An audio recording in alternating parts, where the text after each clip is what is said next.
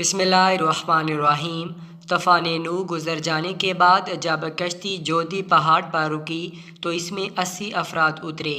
اس بارے میں حضرت عبداللہ بن عباس رضی اللہ تعالیٰ عنہ سے روایت ہے کہ طوفان نوح گزرنے کے بعد 80 افراد کشتی سے اترے۔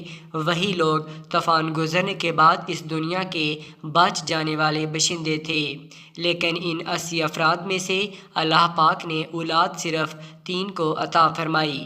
وہ 3 کون تھے جن سے دنیا نے دوبارہ جنم لیا؟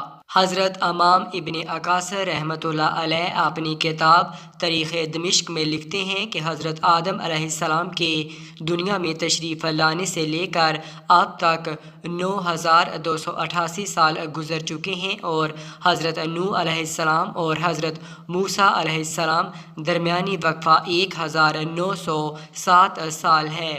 حضرت آدم اور حضرت نوح علیہ السلام کے درمیان 1142 سال کا فرق ہے، یعنی حضرت آدم کی وفات کے تقریباً 1420 سال بعد طوفان نوح کا عذاب دنیا پر واقع ہوا۔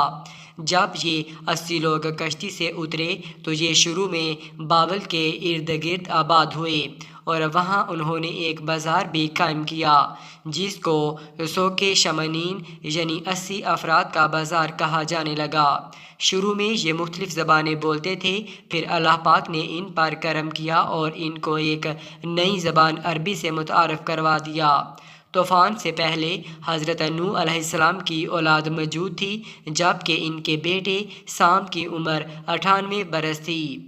یہ یاد رہے کہ طوفان نوح میں تمام انسانیت کو اللہ پاک نے ہلاک کر دیا، سوائے ان 80 لوگوں کے جو کہ حضرت نوح علیہ السلام پر ایمان لائے اور کشتی میں سوار ہوئے۔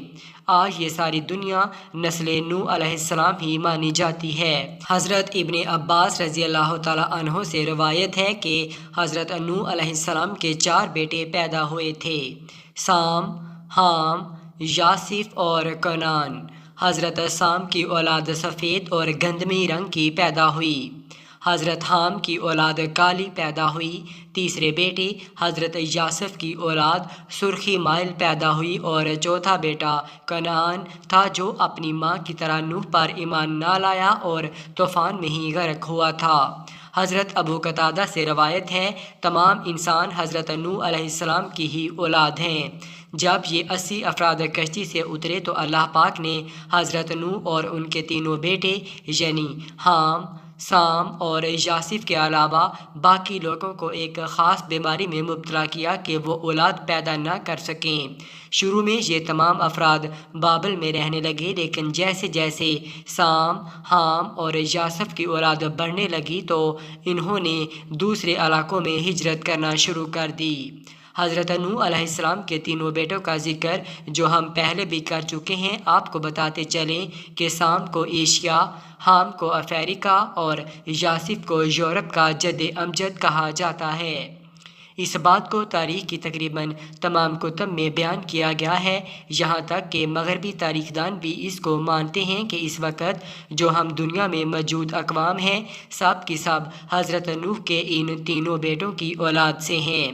حضرت نوح علیہ السلام کے تینوں بیٹوں میں سے حضرت سام کو یہ اعزاز حاصل ہے کہ طوفان کے آنے کے بعد آنے والے تمام انبیاء انہی کی نسل سے تھے۔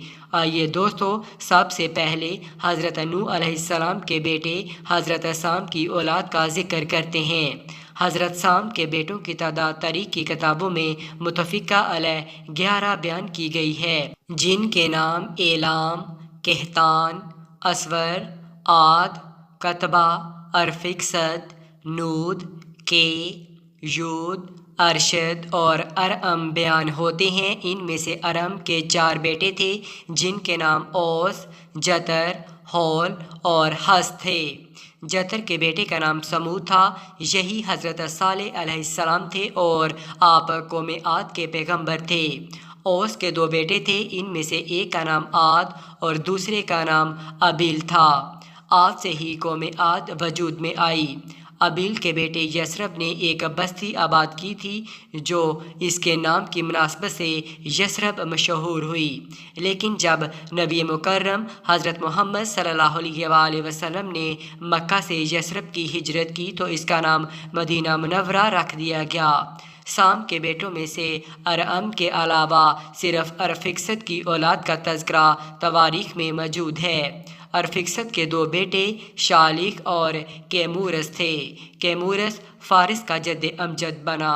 کیمورس کے 6 بیٹے عراق، فارس، سیامک، شام، تور اور دمغان اپنے اپنے علاقوں اور ان کی نسلوں کے مورث اعلیٰ کہلائے، اور ان میں سے سیامک کے بیٹے ہوشنگ کو فارس کے بادشاہوں کا جد امجد کہا جاتا ہے۔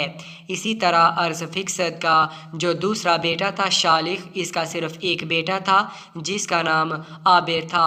تاریخ دانوں نے انہیں آبر کو حضرت ہود علیہ السلام بھی لکھا ہے۔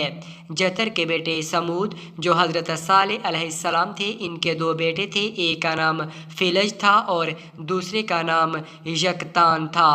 فلج حضرت ابراہیم علیہ السلام کے جد امجد ہے، جبکہ یکتان کے 12 بیٹے تھے اور وہ سارے عرب میں آباد ہوئے۔ انہی کی اولاد عرب ممالک میں پھیلی۔ یہ تھی حضرت نوح علیہ السلام کے پہلے بیٹے حضرت سام علیہ السلام کی اولاد۔ اب حضرت نوح علیہ السلام کے دوسرے بیٹے حام کی اولاد کی تفصیل آپ کو بتاتے ہیں۔ حضرت حام کے 10 بیٹے تھے۔